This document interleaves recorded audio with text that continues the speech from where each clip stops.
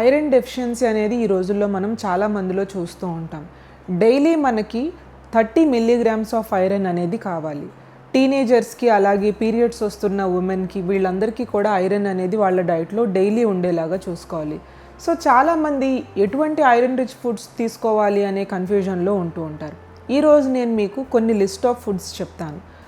Soybean, tofu, pumpkin seeds వీటిల్లో మనకి iron అనేది ఎక్కువ ఉంటుంది. అలాగే లీఫీ వెజిటబుల్స్లోనూ మనకి ఐరన్ అనేది ఉంటుంది. ఆల్ టైప్స్ ఆఫ్ దాల్స్, మనం డైలీ తీసుకునే కందిపప్పు, పెసరపప్పు, అన్ని పప్పుల్లో కూడా ఐరన్ అనేది చాలా ఎక్కువగా ఉంటుంది. అన్నిటికంటే చాలా చాలా చాలా ఎక్కువగా ఉండేది మనకి garden cress seeds. Garden cress seeds అంటే ఆలివ్ సీడ్స్ అని అంటాము, అలాగే హలీమ్ సీడ్స్ అని కూడా అంటాము. సో వీటిల్లో మనకి 1000 మిల్లీగ్రామ్స్ అబోవ్ ఉంటుంది ఐరన్ అనేది. సో మనకి రిక్వైర్మెంట్ వచ్చేసి 30 మిల్లీగ్రామ్స్.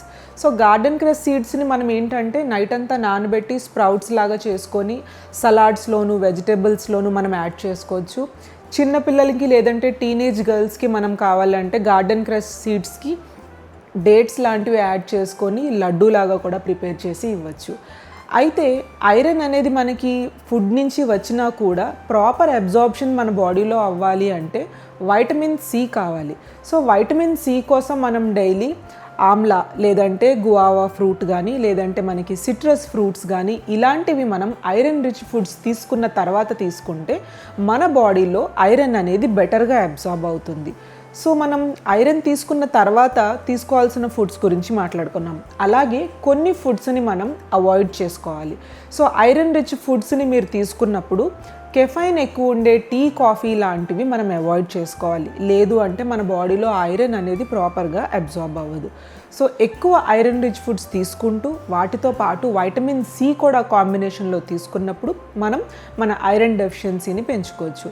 అలాగే లిక్విడ్స్ కూడా ఎక్కువ తీసుకోండి. క్యారెట్, బీట్రూట్ జ్యూస్ లాంటివి కూడా మీరు మీ డైట్లో ఇంక్లూడ్ చేసుకుంటే మనం మన హిమోగ్లోబిన్ని పెంచుకోవచ్చు. నాన్ వెజిటేరియన్ తినే వాళ్ళలో ఎగ్స్, ఫిష్, చికెన్లో కూడా మనకి ఐరన్ అనేది చాలా ఎక్కువగా ఉంటుంది.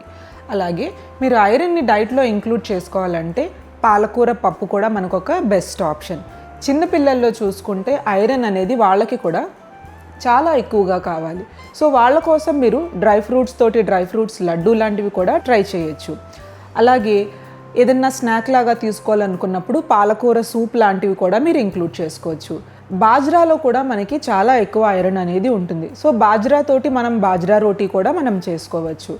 అలాగే మిల్లెట్స్ కూడా మనకి చాలా ఎక్కువ ఐరన్ ఉంటుంది. సో మిల్లెట్స్తో మనం ఓట్స్ ఇడ్లీ కానీ లేకపోతే మిల్లెట్ దోశ కానీ లేకపోతే రాగి దోశ కానీ ఇలాంటివి కూడా మనం ట్రై చేయొచ్చు.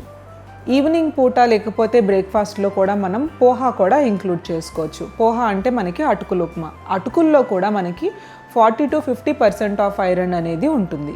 సో అలాగే ఇంకొక స్నాక్ ఆప్షన్ వచ్చేసి స్ప్రౌట్స్.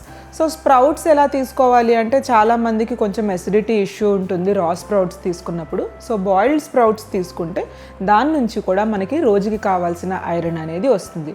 సో టోటల్గా చెప్పాలంటే గార్డెన్ క్రెస్ సీడ్స్లో మనకి ఐరన్ కంటెంట్ అనేది చాలా ఎక్కువ. దాని తర్వాత చూసుకుంటే దాల్స్లో, పల్సెస్లో, మనం డైలీ తినే పప్పులో ఎక్కువ. సో నార్మల్గా ఓన్లీ పప్పు కాకుండా దాంతోపాటు మీరు ఏదన్నా ఒక ఆకుకూర కూడా యాడ్ చేసుకొని ఆకుకూర పప్పు లాంటివి తీసుకుంటే మనం రోజు తీసుకునే ఆహారంలో ఈజీగా ఐరన్ అనేది పొందవచ్చు. నేను మీ డైటీషియన్ కృష్ణదీపిక.